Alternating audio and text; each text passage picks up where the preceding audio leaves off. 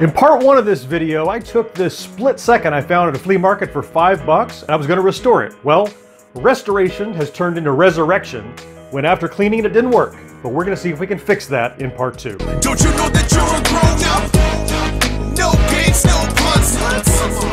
Not allowed if you're a grown up. Welcome to GenXGrownUp. I'm John and I am a GenXGrownUp. Thanks for checking out part two of this video. If you haven't seen part one, you might want to check it out. I'll put a card up above and you can link to it. Otherwise, you might remember in part one, we got this cool split second from the flea market, but not everything went as expected when trying to restore it. I fully dismantled it, got it spick and span, super clean, but it still wouldn't turn on. 3, 2, 1.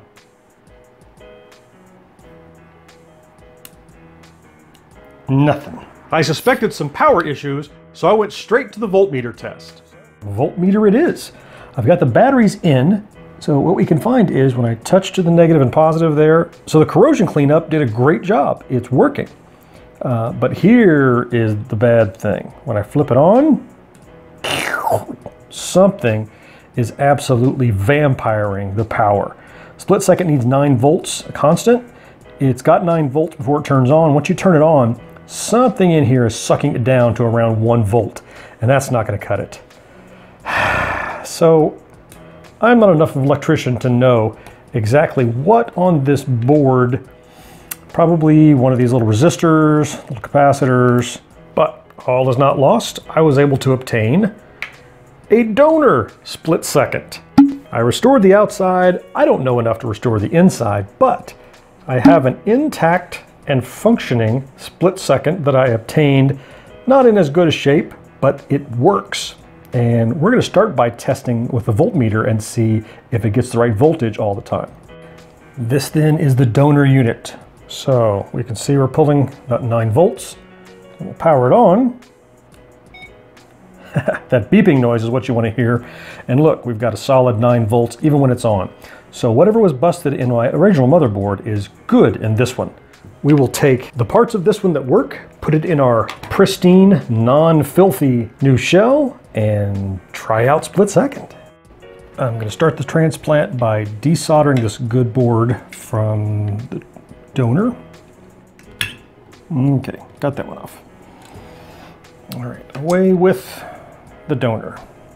And now it's time to attach the functioning motherboard to my nice, pristine, cleaned back chassis.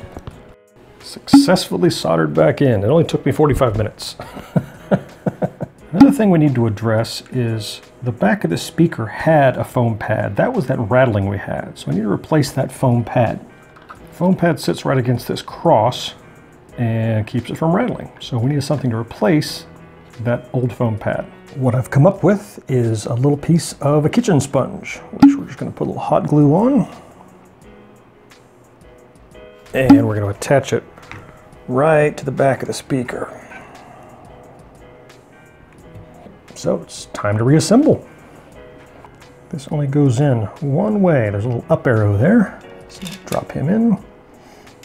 There's my start and select buttons. Lens goes right in there. Speaker sits right in there. The screen sits right on. And 4 screws. Tighten these down. More rattle. Buttons feel good. All right. Battery time. Now, let's try turning them on. Nothing. That is unfortunate. Oh, God. So, flash forward about an hour. More power cycling, more voltmeter work. What I found out was the culprit wasn't this main board. So, this main board may be fine. The end result, the culprit was these little contacts. Remember how nice they looked in the vinegar? Well, if you look at them a little more closely, there's more going on than what you could see on the outside. The outside looked decent, but they're just not conducting enough energy. That's why when we powered it on, it dipped from 9 volts down to 1 volt. Enough of that. Now we have a unit which turns on. Hooray! Now comes the fun part. We're going to take split second for drive. As you can see from the back plate, split second has a few games. 1, 2, and 3 are 3 different versions of Mad Maze.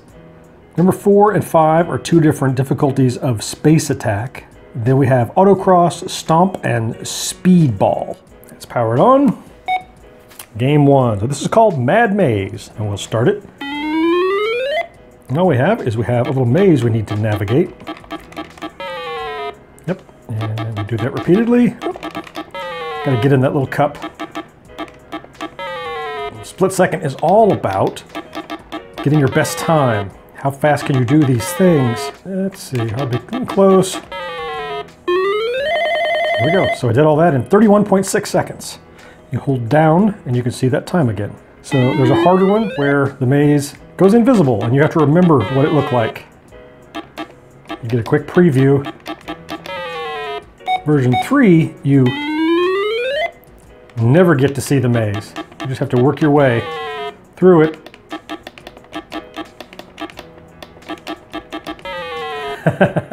So just 3 difficulties. Game 4 is called Space Attack. This is the beginner version.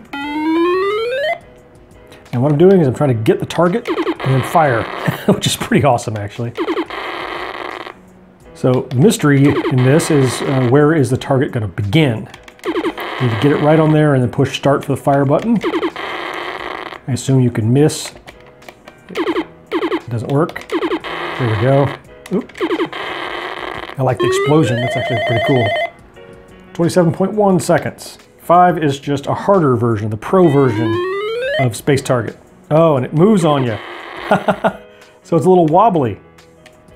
You gotta fight it to get it there, so the reticle's kind of moving. That's tough. And not much fun, actually, because it's like, you can't get it on there. Okay. Number 6 is called Autocross. Your job here is to get the line in between the dots.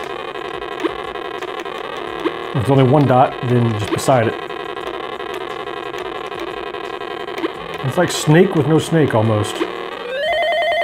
All right, so I completed Snake in 37.4 seconds. Game number 7 is called Stomp.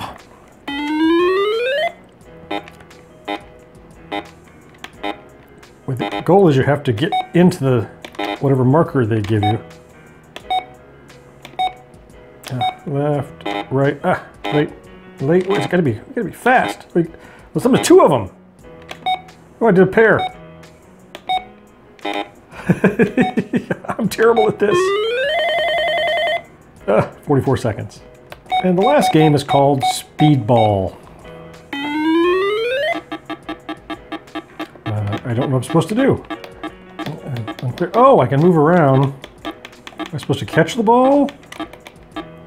It's unclear what I'm supposed to be doing. Oh, I have to catch the ball. It's kind of like kicks a little bit.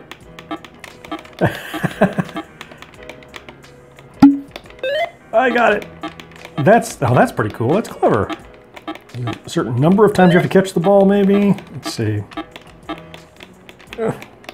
Got him. And it took me 55 seconds. And you can always hit up arrow to see what the last high score was before yours that you, I guess, would have beaten in this case.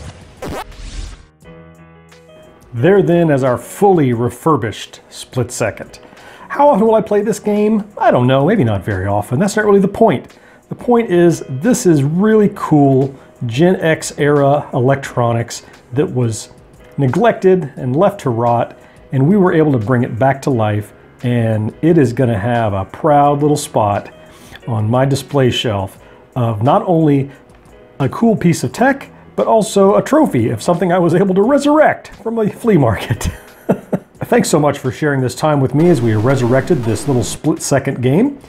Be sure to subscribe down below and enable notifications so you'll find out right away when we post the next video where we resurrect another flea market find. And we want to know what you think. Use the comments down below to tell me what you think of this little split-second game, and give us a thumbs up, and most importantly, be sure to share us wherever it is online that you hang out. Thanks, and we'll see you next time. Don't you know that you're a grown-up?